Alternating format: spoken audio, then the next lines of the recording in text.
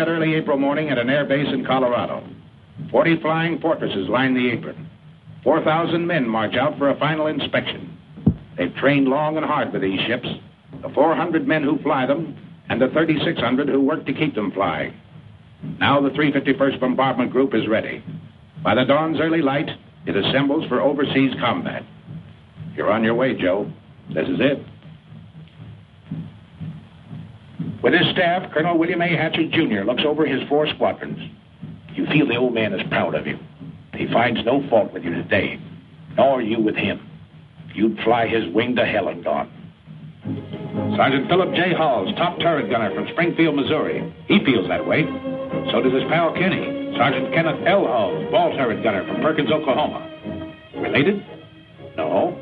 They think they might have been several generations ago back in Germany, but now, just 2 guys with the same uncle, Sam.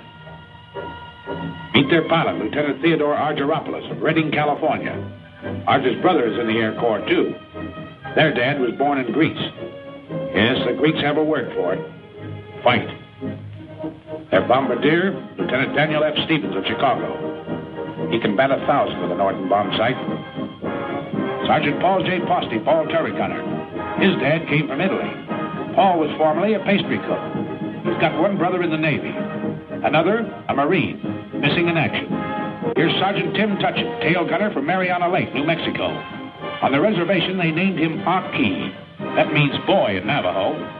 Uncle Sam's boy, too. A few last-minute instructions, and we're off. The compass points northeast. Take another look down there. That's your part of the earth. Out of that desert, those mountains, those fields has grown the American way of life. What you're fighting for. You remember the Colonel's quiet words? Men, the enemy has asked for it. Let him have it. Seek no quarter, nor give any beyond reason. Be firm, be just, and Godspeed you all. 8.5 hours out of Newfoundland, another sunrise. It's rising out of the red of battle, this sun. But 40 more P-17s, 3 minutes apart, have roared across the Atlantic night. The Irish coast looks up to say, top of the morning. And a lake in the Ulster Highlands gives the navigator a checkpoint. Off the Scottish coast, Dernya Craig is a signal for right rudder south, across the English Midlands. Pilots are impatient with the lack of sleep. Head up, boy. Pour on the coal. Let's get there.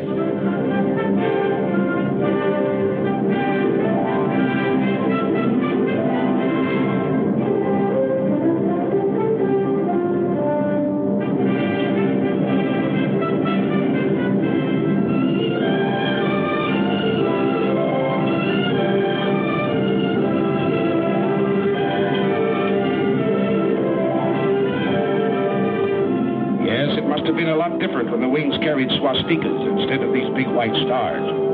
Don't worry, folks. We're dropping nothing today, just our hats in the ring. Hello, Missy.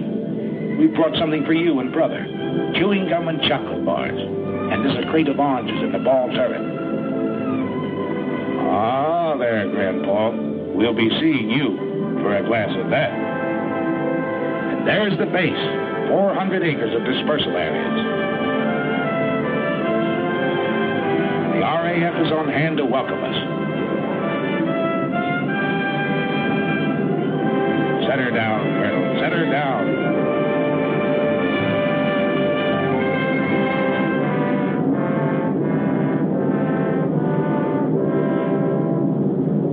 The 351st becomes part of the 8th Air Force. We've reached the battlefront. The combat crews move into English barracks. They give them those simple, quiet names for which Americans are famous.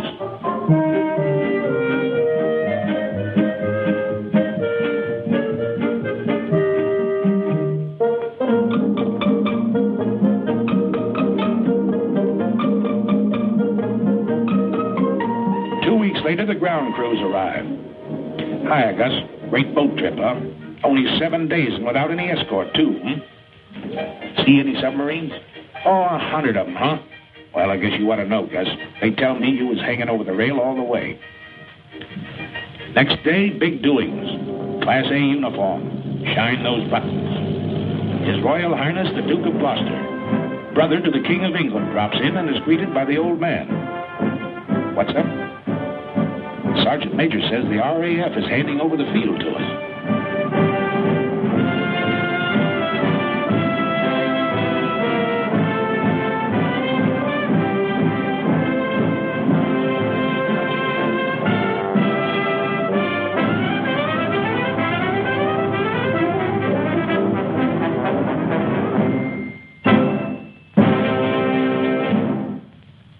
On behalf of the Air Ministry, I hand over this aerodrome complete with buildings and equipment for your safekeeping. It gives me great pleasure to accept this station on behalf of the United States Army Air Force.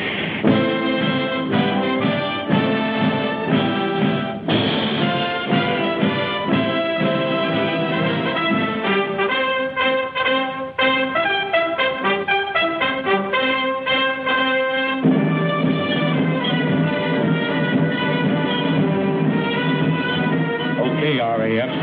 If we can fit your boots, we'll walk it straight, brother.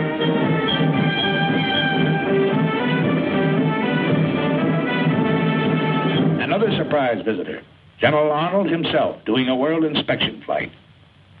He tells you you've got a tough assignment. This is one head man who knows and doesn't kid you. We have the privilege to meet General Aker, Commanding General, 8th Air Force. Hi, sir. Yeah, glad to see you. How are you coming to this camera training film of yours? Well, it's a little early to tell yet, sir, but we're turning a camera on everything and everybody. Well, I know what General Arnold had in mind in having you make this gunner a picture. Captain Gable, our gunners are already the best in the business. But if they were only 10% better, it'd cost the Germans another 100 fighters a month. So fire away, gunners. Plenty more practice before that first mission. His sleeve is a fork wolf. Track him. If you don't, he might get you, and you might have to bail out. Over the channel, perhaps. But if you do, a Spitfire of the Air Sea Rescue Service is bound to spot you. A stubborn, tough gang, this outfit. They'll go after you anytime, any place. They picked up men 3 miles off the French coast with Heine defense batteries screaming, "No, you don't." Their answer is always, "Sorry, old boy, we will."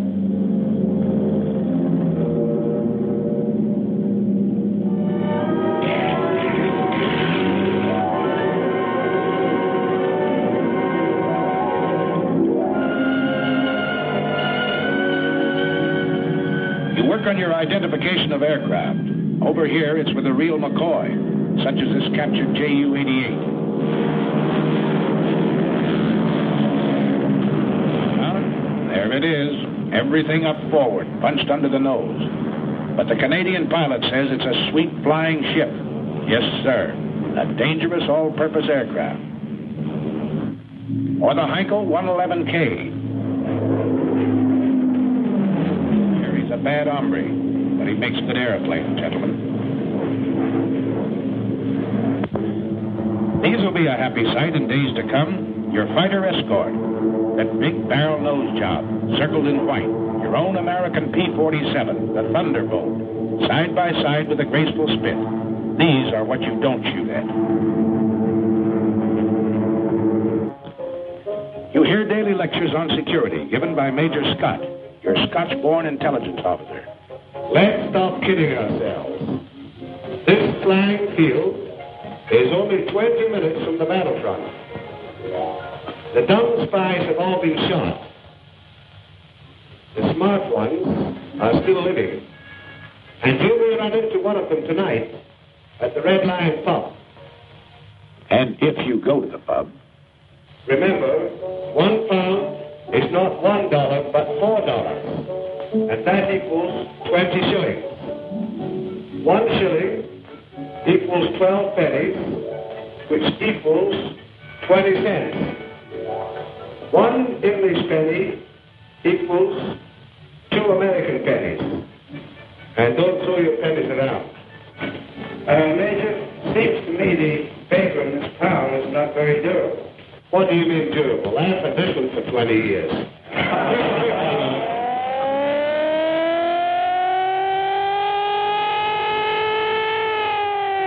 What is it, Fred? What is it? One of those bitter lessons you learn in training. Flying close formation in rough air at low altitude is no good, gentlemen. Save that for high altitude when you're headed for the target.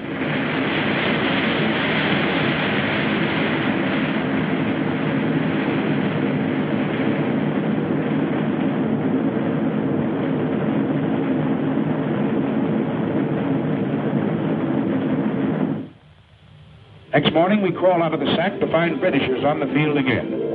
Big Halifax bombers that had blasted Berlin during the night. Their own field was closed in by weather, so they dropped in on us for breakfast. Say, Percy, how's the yak-yak over there? Rough? Oh, not half bad, Yank. Well, cheerio, lads. Thanks for the ham and eggs. So long, Percy, old boy. We'll be finding out for ourselves one of these days.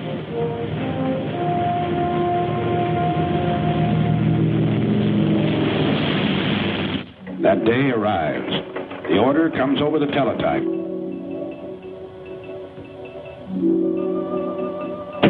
The communications clerk carries it to Colonel Milton, operations officer. To Colonel Burns, deputy commander. The old man is on the phone. Then in the briefing room. I'm summarizing. Remember your route in to this DR point where you go northeast to avoid this black area. P-47s will escort you to about this point on the way in, and Spit 9 will meet you about here on the way out and escort you all the way home. And now the weather officer. Weather's plenty important. You'll probably have to go over and above the altitude that you're scheduled to fly, 23,000 feet. From the IP to the target, the winds will be very strong tailwinds, and your ground speed should be well above 260 miles an hour. The visibility is good everywhere east of that cold front, and the temperature at the target should be comparatively warm, minus 25 degrees centigrade. Today is your baptism of fire. If Lieutenant Argyropoulos ever felt responsibility, he feels it now. In the armament shop, his crew is picking up their guns. Now remember, fellas, don't let them get too close trying for a sure kill. Your main job is to bring these airplanes back. You got plenty of ammunition. Keep them out there at long range. Oh, we know. They've given you an easy hop. Only 3.5 hours in and out. What they call a milk run. But you'll remember this first mission. You don't admit it now. You wouldn't show it for the world. But later you find out everybody else felt the same way you did. Flash order from Wing headquarters. Wing wants 3 more ships added to the high group. 3 more bomb bays have to be loaded. Got to step on it. Positions in the formation change.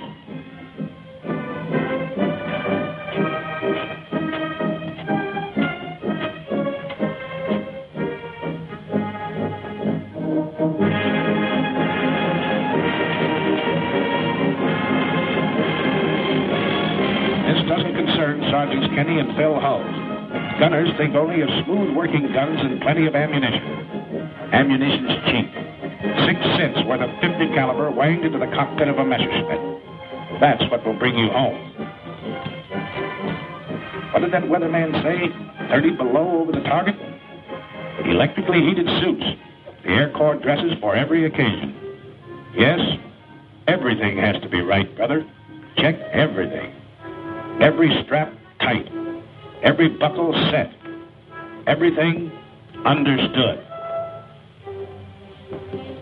You get into your flak suit. Mighty heavy material, but it wears well, the man says. A thermos of hot coffee. The joker who brings it says it'll help keep you awake. Art straps on his throat mic. Over this intercom system, he'll be able to talk to every man in the ship.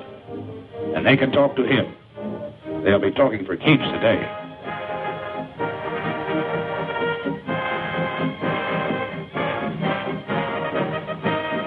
Well, that flare from the tower ought to be along any minute now. Here it is. Start engines. Colonel's already been on missions with seasoned outfits. Today, he leads you on your first.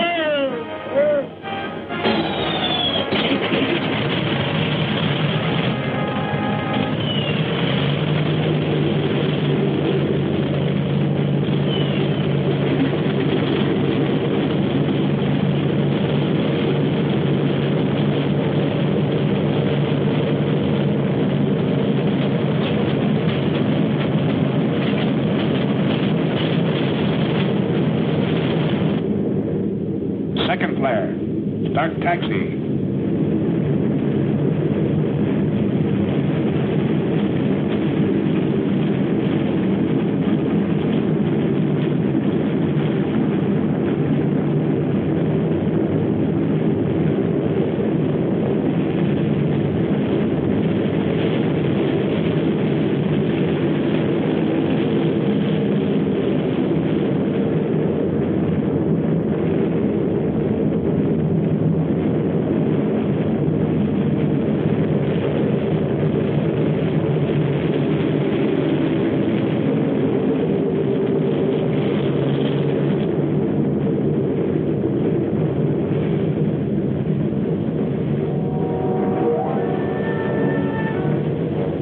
Punch wing to wing at the start of the runway. Easy now, slow.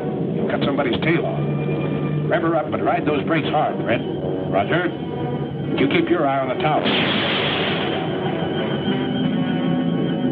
Take off. The old man leans full on his throttle. At 15-second intervals, you follow.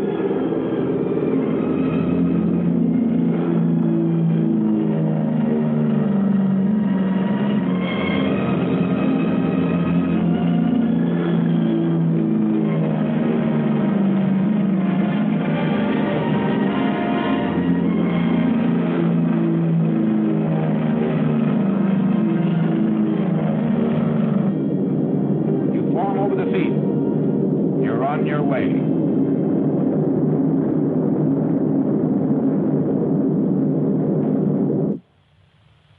The rest of the outfit sits down to wait.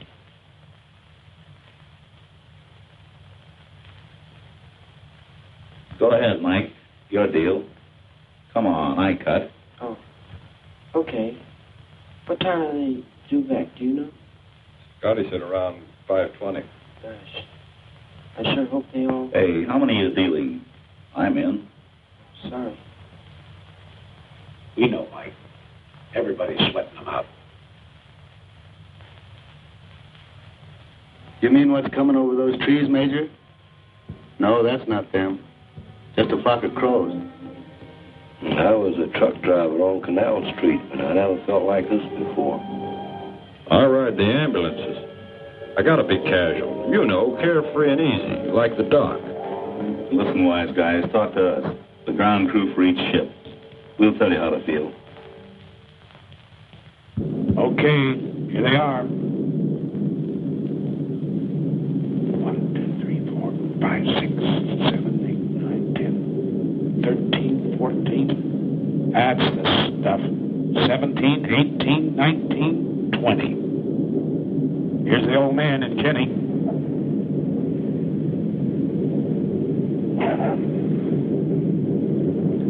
Yeah, that's your ship, Corporal. You can uncross those fingers now. 627. That's Joe Frischholz. A little hot, Joe, but you're a hot pilot.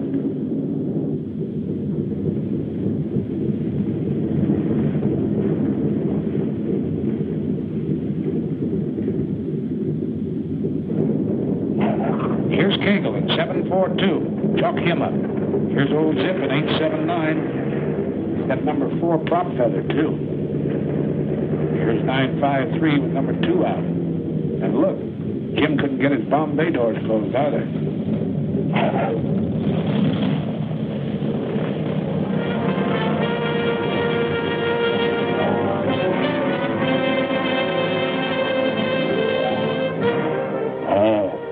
OK sign, huh, Sergeant?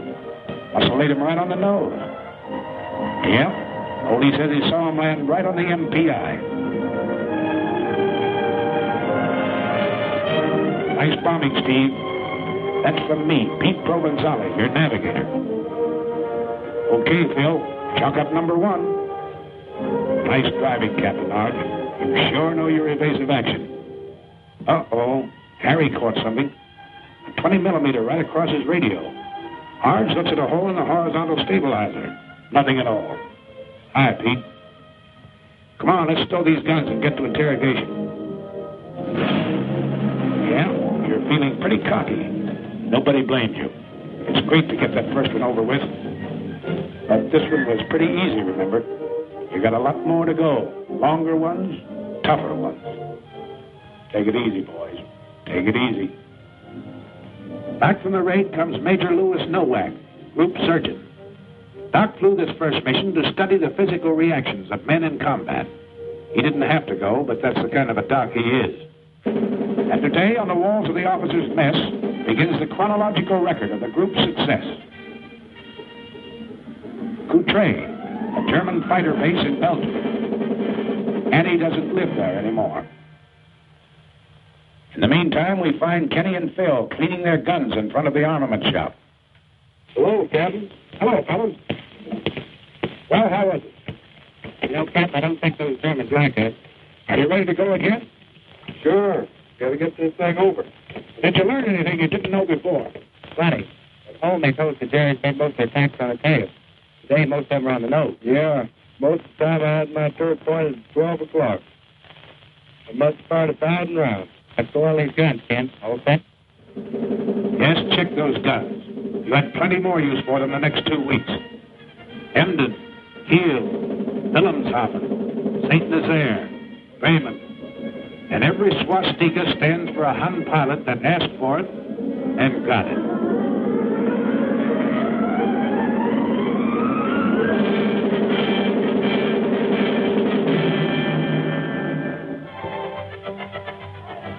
Came days when enemy targets were hidden by weather. So the more energetic of you found relaxation in peaceful combat. While the more studious men discussed tactical charts and maps, or something. But the more cultured of the group, like Kenny and Phil, went into the nearby villages to visit the quaint old cathedrals, churches and shops in the English countryside surrounding us. Or on days when they were confined near the base, the old cathedrals and shops would come out to see them.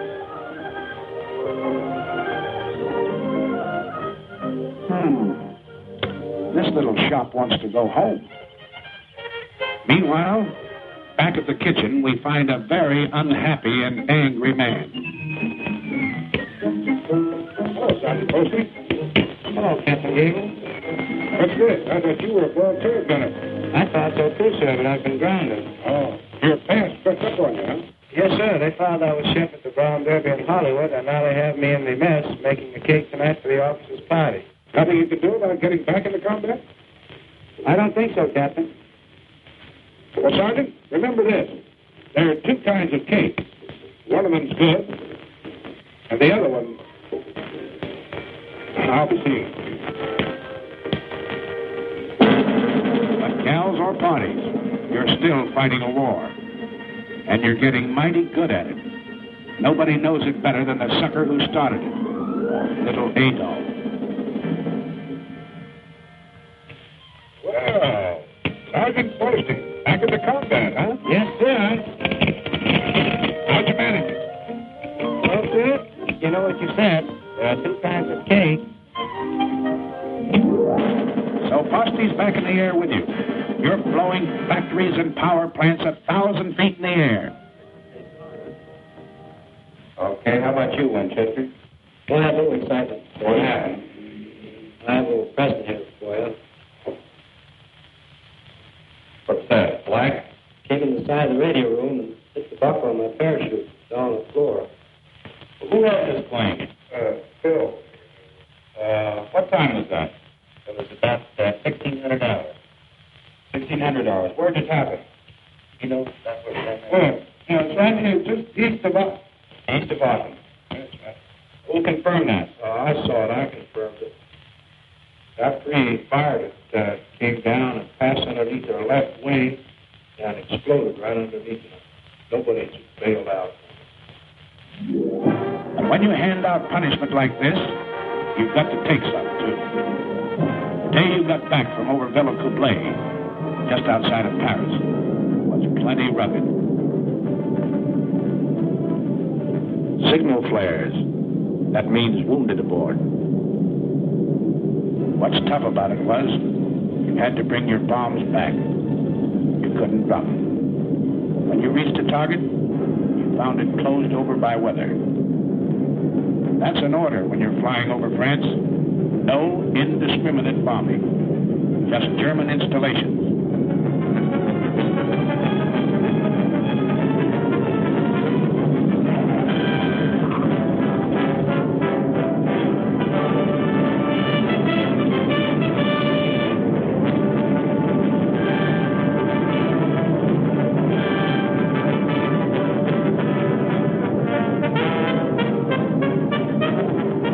Colonel Milton, who led the raid, is a tired, sick guy this day.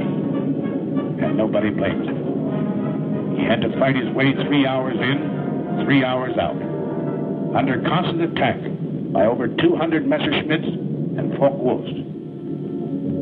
He lost men, he lost ships, and couldn't strike his blow. That's rough. Here's Peter Provenzali. Remember him? Argus navigator? Today he got a 20 millimeter through the leg.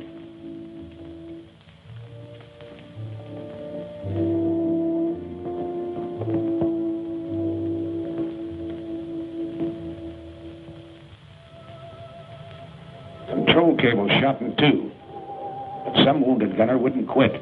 He tied them together.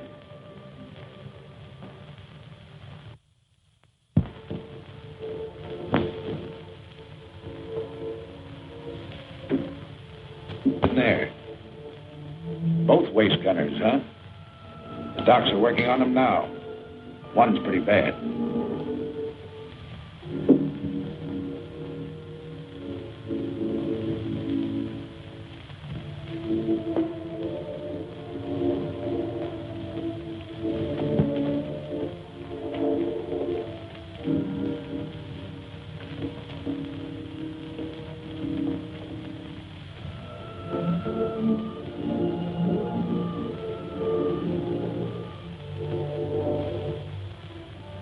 Easy now, you guys. It's Bob Wallace, co-pilot.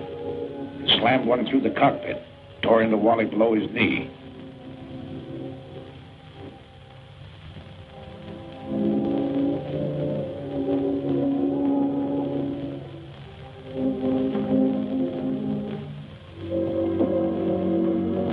Bulletproof glass. Well, Sergeant, guess you live right. Yes, the bombardiers with their first aid kits had plenty of work today, crawling back through the bomb bays, trying to keep a steady hand in the rough going.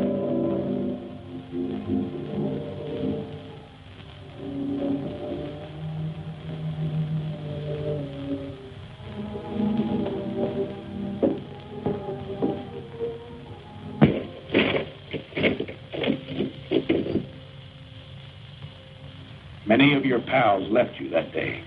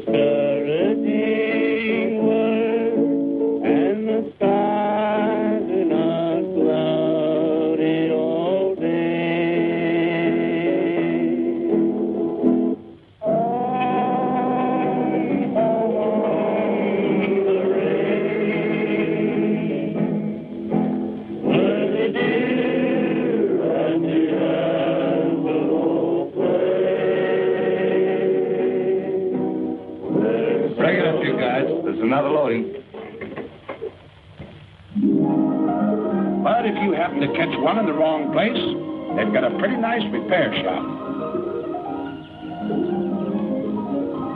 Ever see a sergeant flip a tulip in a lieutenant's face? Well, you just did.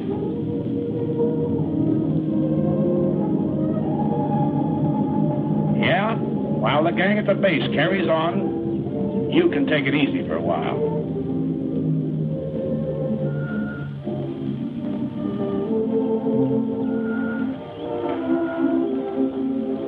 How's the fighting, Sarge?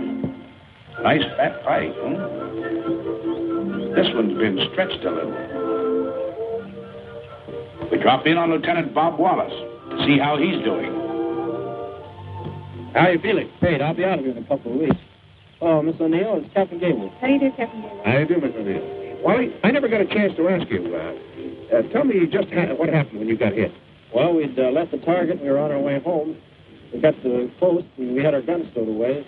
A couple of FWs snuck up on us and gave us a good burst. Oh, I see. You had your guns stowed away, huh? That's right. That was a little early, wasn't it? It certainly was. It's not a very good idea to relax over here until you get back to your own base. Is that right? That's right.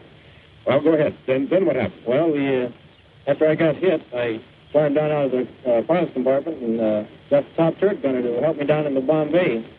He gave me some first aid, put the tourniquet on my leg, and took a good job of it. Well, that's fine. I guess you think it's a good idea for these combat crews to have first aid training then, is that right? I sure do. Yeah. So, Wally, what do you think of the B-17s? Your instruments, your guns, and all the rest of the equipment they're giving you to fight this war with? The best equipment in the world. That's good. Say, I hear you got your Purple Heart, too. Yes, Colonel Kendall was in the other day and gave it to me. I was more nervous than when those FWs were diving on it. Well, outside of that, are they treating you all right around here? Did you hear that, Miss O'Neill? Wally's doing okay. Back at the base, they repair your ships, too. The busiest legs in the outfit belong to Major Ace Akins, the S-4. This airplane's got to fly in the morning. It's going to be ready? Well, Major, I don't know, sir. Well, let's have no ceremony. Let's get the fans turning. Keep the fans turning. The slogan of the ground crew. They work hard, these boys. They work 90 hours straight without sleep. But your ship is their baby, and she's got to fly. And if you need to repair a few thoughts, Sunday's always a nice day for it, if there's no raid scheduled.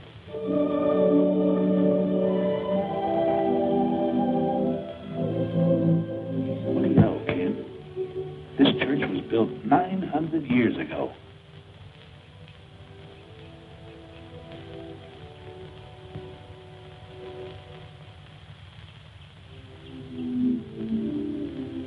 Over at the hospital, Father O'Connor celebrates the Mass.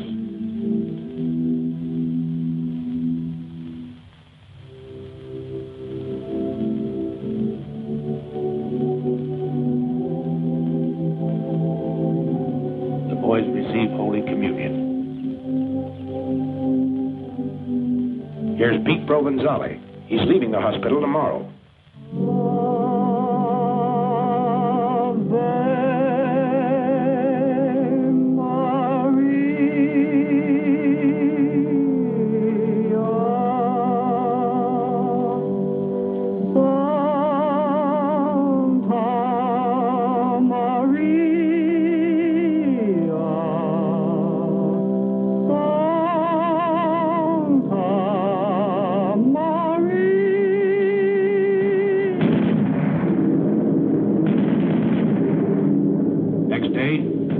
Back to work. The outfit's back to work. The 351st is still flying, Adolf.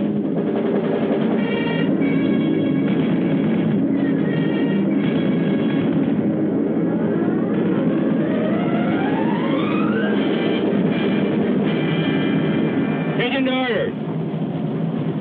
General Orders number 93. Headquarters 8th Bomber Command. 11th July, 1943. You can't get out of it, you know.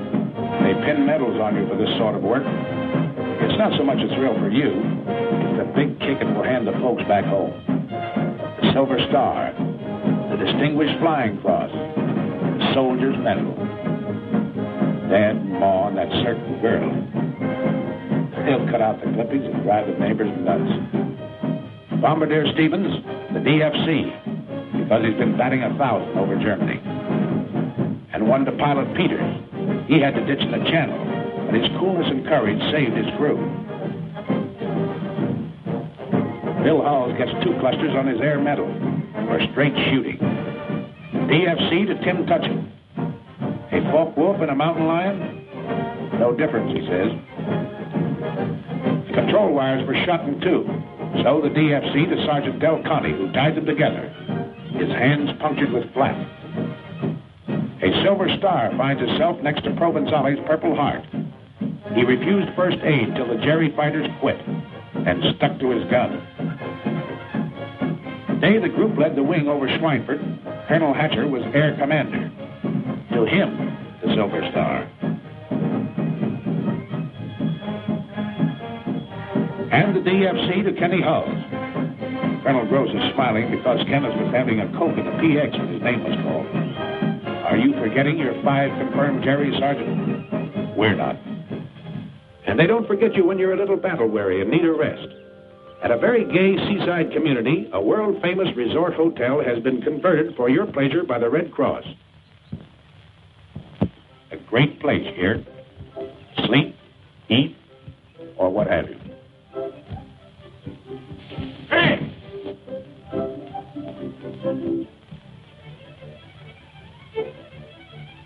Not on your life, Clark. None of that here. Oh, but look, Art, just a few shots. Oh, we're here for a rest. Right, you guys? Right. Well, all right, then how's this? I'll follow him around with a silent camera for 1 day. Don't have to say a word. Good deal? Good deal. English Surrey with a fringe on top. Nice fringe. Carry you to the old swimming hole.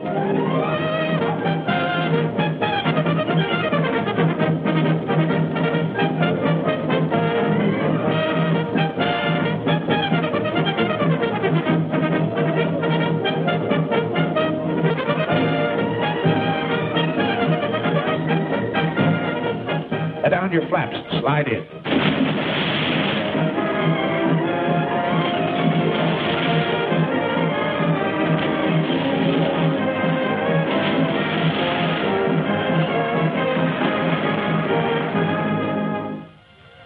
Now let's see what the boys back at the base are doing. Why, they're getting a few laughs, too. We'll let the man who's handing them out tell you about it. Hello, everybody. This is Bob somewhere in good old Jolly Hope, laying a few eggs for the boys that really know how to lay them. Yes, sir, this is one of the happier cow pastures that we work in over there in England. And look who's dancing. You know, I used to dance with Fred Astaire, but we couldn't get girls. And right here you see Jack Pepper, who's here through the courtesy of his draft board. This picture's a little dark, I understand, but after we were there a couple of weeks, we got a little braver and we started to work with the lights on. This is really a great, great crowd out there tonight. And I understand Rhett Butler is on the fringe of the crowd. They tell me that they stopped him from flying in those B-17s. They claimed his ears held the plane back. Nice little scene. Shows Pepper trying to get his expense money. Look at that mob. You should have heard him cheer when Francis Langford walked out and when Tony Romano played the guitar. Yes, sir, you'll never know how this bunch of boys picked up our morale. Again, the weather breaks over the continent, and the handwriting on the wall spreads your story. You're into the 3rd panel now. You've been out 8 days in a row and done a doubleheader over France on the 9th. This man's Air Force is piling it on. New combat wings have been added. New air divisions formed. So you're not very surprised when General Aker comes that day. Something big is up. He goes into the briefing room to confer with the old man and his staff. They call in the squadron commander, even the flight commanders. What did he tell them? Your 4 squadron COs. They know, but don't talk. Just grin a little with excitement. It's something big, all right, because the bomb dumps have been getting plenty of heavy stuff lately. And a loading order came through this afternoon. Stand by. More than that, wing racks. We're really going to pile it on.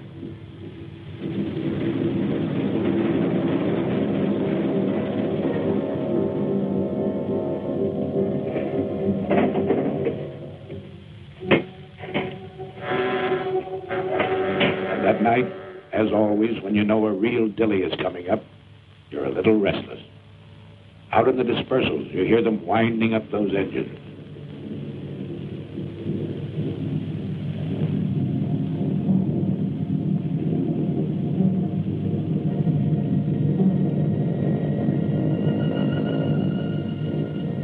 That's all right, ground crew. Make 'em sing. Make 'em sing good.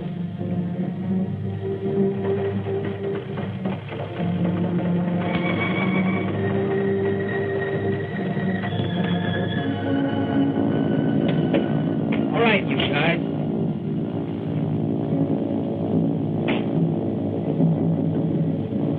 Breakfast at 3, briefing at 4.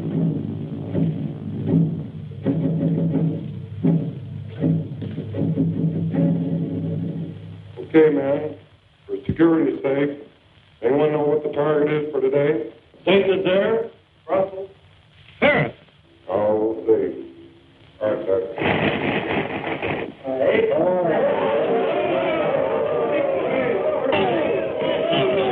Sprechen Sie Deutsch? This was the longest penetration for this group. We've got an A+ target over here. We've got to get it. Okay, gentlemen. Stations are at 5:05. Start engines 6:05. Taxi at 6:15. Takeoff 6:30. Got it? That's all. Okay, man. Let's go get this target and we'll take the jet.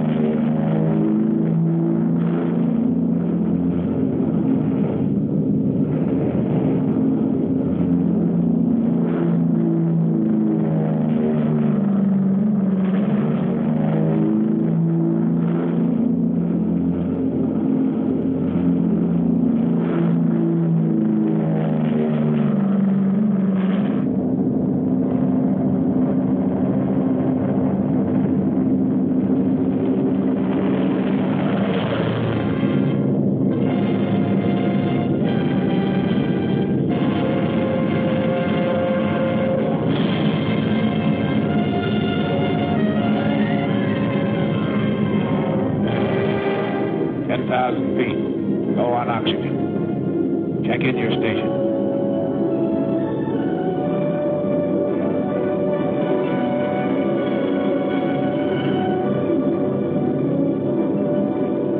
At the designated splicer point, still over friendly territory, rendezvous with other groups. Your combat wing banks into position. Then wing after wing, as far as the eye can believe, the attack formed. It heads for its assigned targets 500 miles away.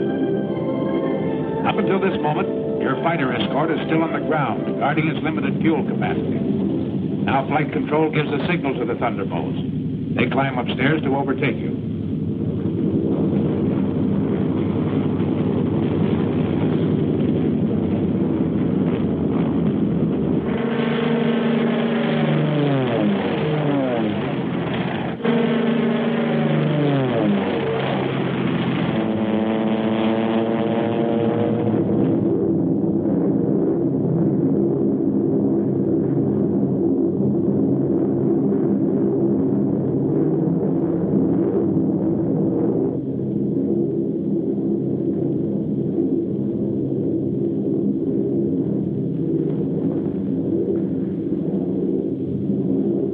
Fighters, 3 o'clock low. Watch it. That should be our escort. You're right, sir. 47s.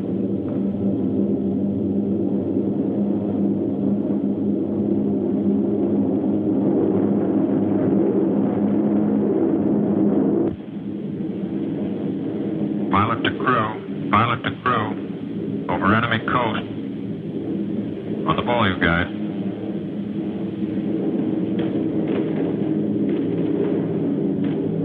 Hey, get a load of that flag. Can't they throw it any higher than that? Where do you want to have it? In the bomb bay? Why don't you lean out and smell it? That's right, you guys. Laugh it off. Right now, a bum joke goes better than 2 fingers of rye. Around 3 hours out, Arge looks at his watch. He knows it's time for the fighter escort to turn back. From all over the ship, you watch them leave. You're really on the ball now, because you know that enemy fighters will appear any minute. They know exactly where you are. They've been watching the stratosphere condense off your wingtips, giving you away in long trails of magnificent treachery.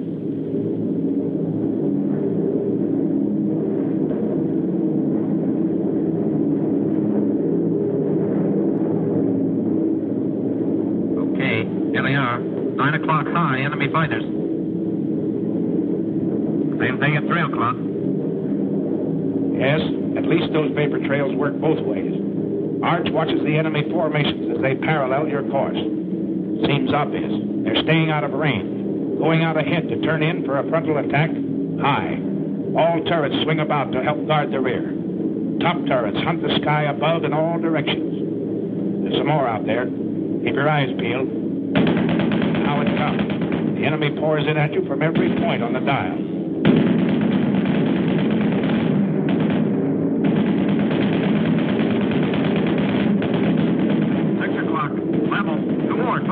Watch it.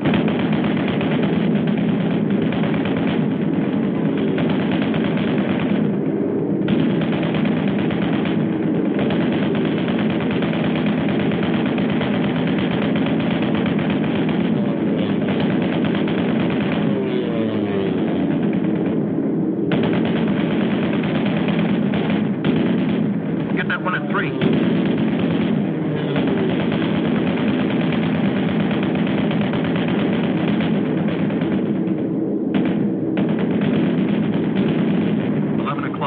High.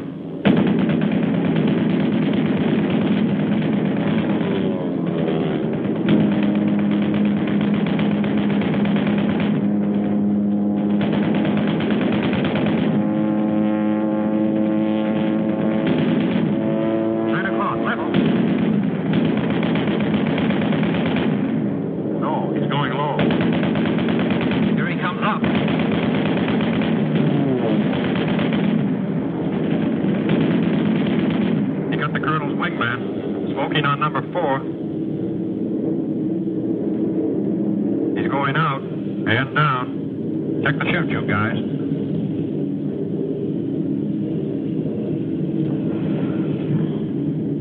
One chute out of the tail. 2 out of the waist. The other 2 boys out of the nose. There's 2 more. Pilot the tail. Pilot the tail. Let me know how they're doing back there. Roger. Fighter, 6 o'clock. Coming through.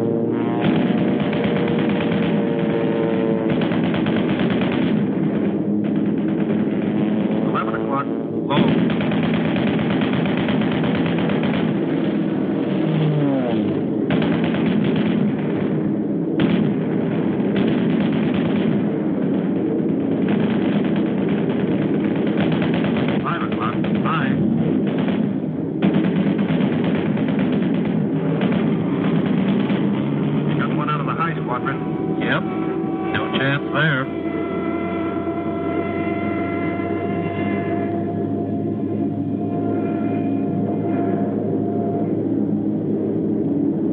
Two 190s, high. Somebody got one of them on the button. That jury pilot bailed out. He's not walking away from it.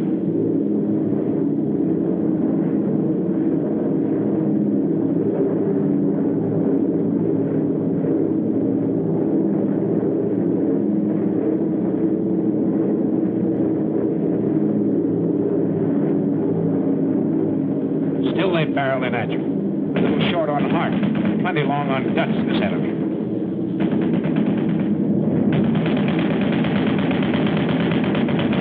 Another 17 hit. And again, you have to close the gap in the formation.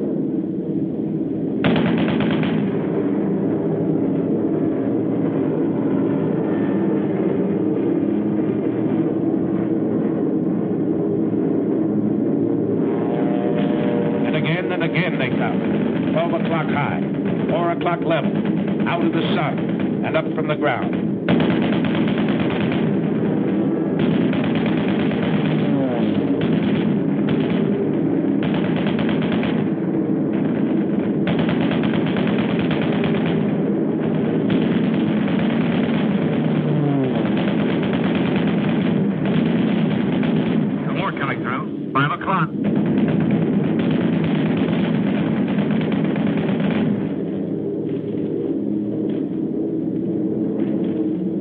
Crossing another flak area. It's heavier this time, so black and thick you can almost hear it, and it's more effective.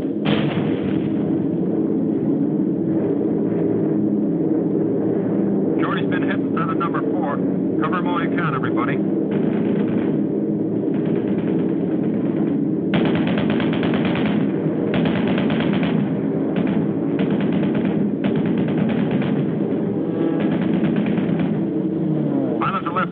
Pilot's left waist.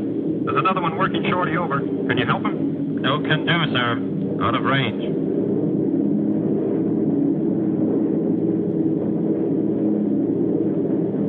Beginning of smoke screens announces the approach to the target area. The enemy's been caught off guard.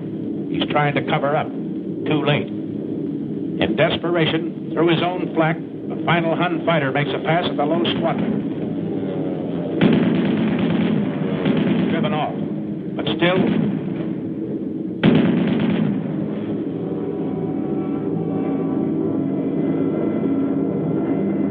did a fighter or a flak get that ship? Flak, I think.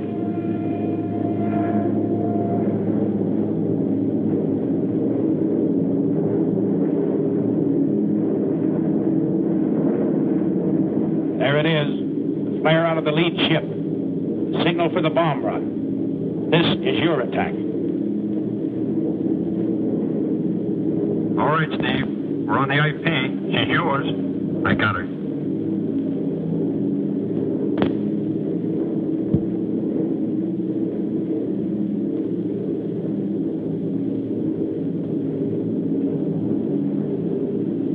Bombay door is open.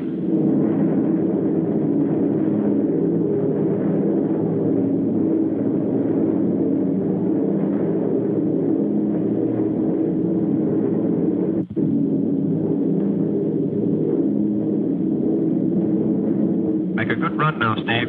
I'm on it. Yes, make it count, bombardiers. They build these ships around you. Bombs away.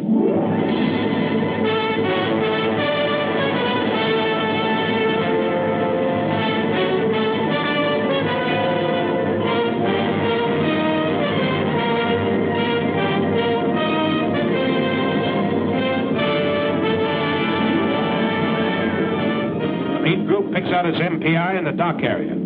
Let's go with the heavy stuff and the big incendiaries. The high group heads for the industrial section and hands out the same medicine.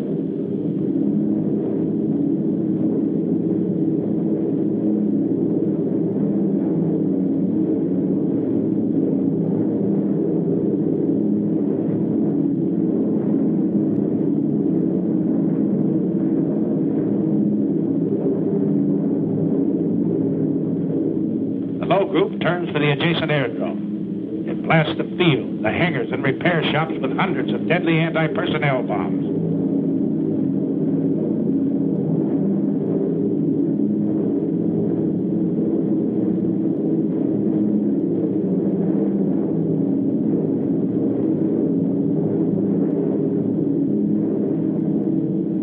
A nice pattern, bombardier. Good deal.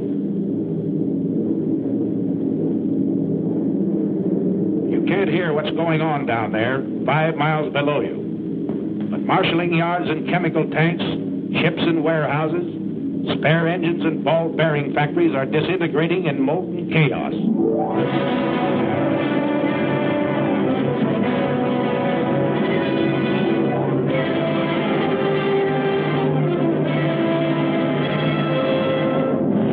It's thunder out of the Alleghenies, Adolf.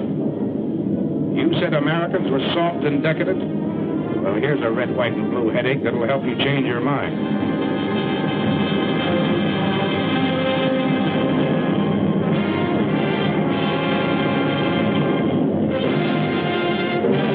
galley doors closed, take a last look at the target area. The smoke from its burning debris rises 16,000 feet into the air. More flak. The aim's still good down there.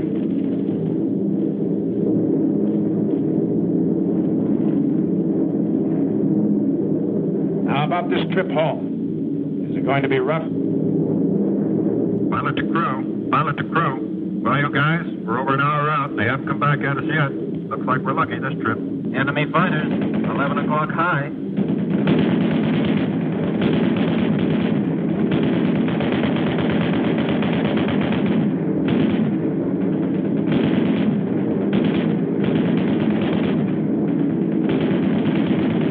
Another 1 o'clock high.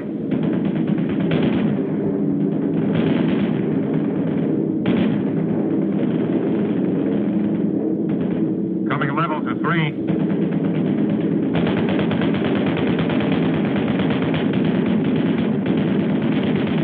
Four SWs, 8 o'clock high. They don't want it. ME, 110, 1 o'clock high.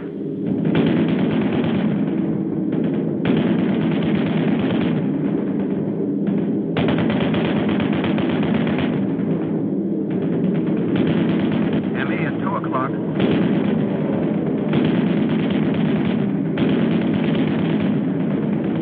I got him. I'll say you did. You're sailing out either. Another 110 at 10 o'clock. He's yours, kid.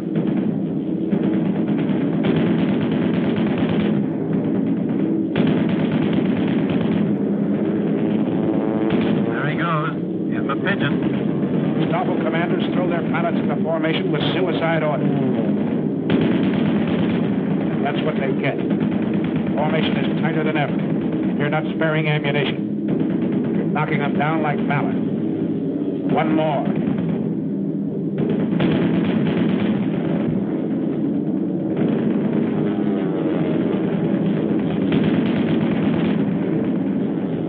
And another.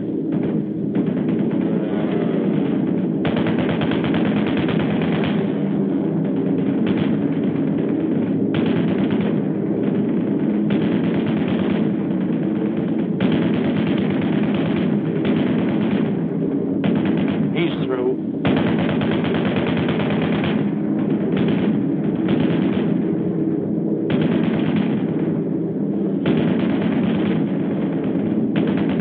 Here's one right behind him, Steve.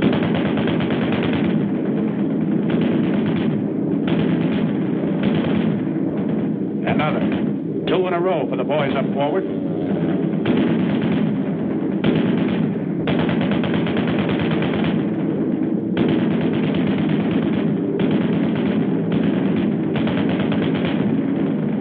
That's mine.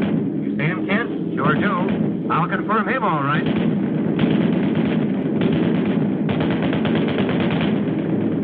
Get this 110. Pull her up, Art. Pull her up.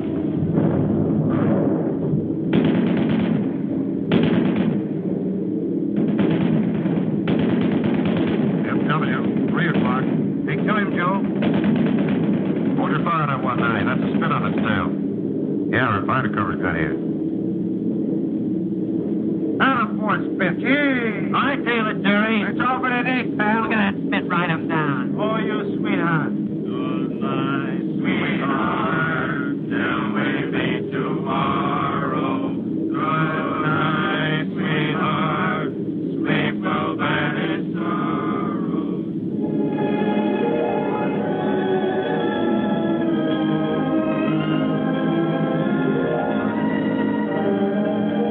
Your shadow on the undercast. The pilot's rainbow. Mission's end, but not the end of the battle. Fighting men from Maine to California still have a long, tough rainbow to travel. But they're looking the enemy right between his eyes.